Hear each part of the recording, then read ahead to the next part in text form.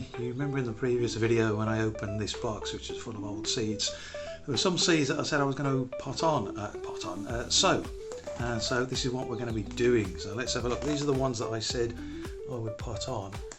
There you go. Now because I'm short of any kind of container, this is how they're going to have to be sown. So we're going to have squash and courgette in that one, beetroot, which is definitely beetroot, sunflower seeds and spinach in that one. Then we have larkspur, which I don't have much luck with, and these big white daisies. You'll see what they are. Hopefully I can put a bit of a screenshot against this so you can see what they are. And then finally cabbages in that one. So yeah, so let's get these sown up. I'll be back in a second. So I've sown those seeds that I was just talking about. They're in there. Those are the beetroot, which is definitely beetroot. Then we have cabbage. There's two types of cabbage in there. I've only put one sticker in, one label in, but that's fair enough. Then we've got the courgettes on the right hand side of this, and then spinach on the other. Spinach, is that spinach? Squash, that's squash.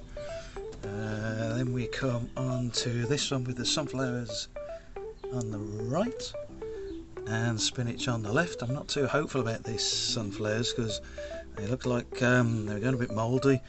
Now with the sunflowers, I actually put them on top of each other best I can. Again, this is another case of wanting them to entwine into each other. Can I get sunflowers to grow into each other? And what will happen then? Hopefully something will happen with these. As I said, looking like they're a bit mouldy, these seeds, but we shall have a go. And then finally, moving on to what I did call the big white daisies. These are strange looking seeds, aren't they? They're a bit weird. They're in. And on the other side is larkspur, tiny seeds. Didn't have much joy with larkspur, but they're all in now. I'm going to cover them up and then find somewhere to put them. So can you all guess what this is? I forgot I got this. Any guesses? Any guesses what this is? Yeah, I'm sure you know. It's one of those slim stand-up greenhouse things, which I've had again for a long time. So I'm going to put this together. The plan is not to stand it up because the wind down here is quite strong and it will blow over. So put it together and try and put it on its side and use it that way. So let's have a go.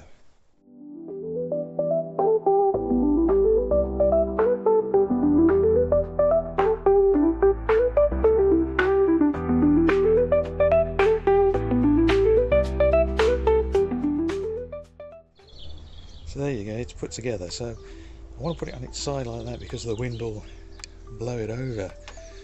Obviously normally it should be stood up, but the wind might catch this and just blow it all to the floor. So I think with a few pots, containers that I've got, I'll put this as it was, like this, and just put the pots at the bottom. That should work, I can't see anything wrong with that. Smash in. So there you go, they're now in. I think that's going to work alright. Here we go. The only couple of disadvantages are that is going to get really hot because this gets the sun from about 10 o'clock till 6. If it rains, the water's going to sit on the top. And also because there's a bit of a tear there, the rain is going to get in, but you know, it's better than nothing, isn't it? I'll zip this up. Da, da, da, da, da. Let's see how they get on.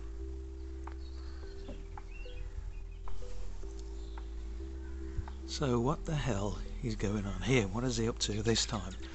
Yep, garlic is going to be planted. It's the wrong time of the year to plant it because it won't divide.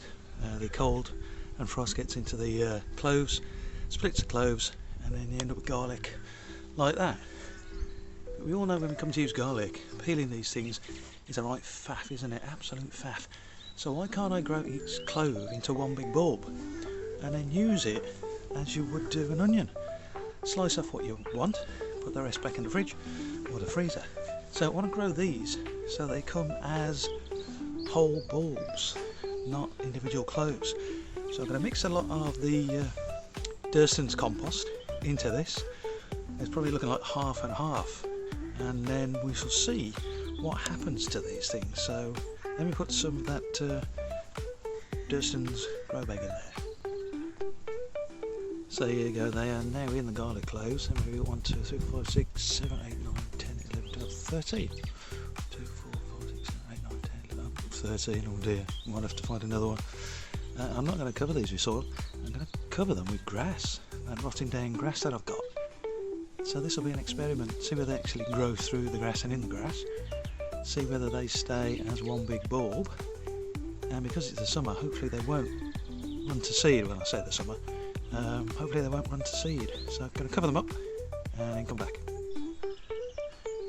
So there you go, all done, covered with the grass. I'm going to put the grass on there loosely because we know that grass mats together into big lumps. So there they are. Keep an eye on them and see what happens. An update on the other old seeds that I found and decided to throw in. One of those chilies that I sowed, I think the seeds for 2022, has come up. So we got one.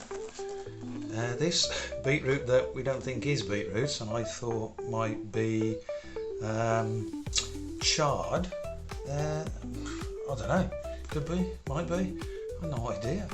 And some of the old tomato seeds, I think they were called stripy tomatoes, I think they were from 2022. They have come up as well, looking a bit ropey, but at least something's happening with this stuff. And the boiled eggplant, is something starting to happen there? Is it? I could do some boiled eggs. There you go, bit of an update on that stuff. So here we are, this is an update on the tomatoes growing in the grass. They're not looking too bad, are they? They're looking okay, they're still alive. They need to speed up a bit, I think. But yeah, still alive. All good so far.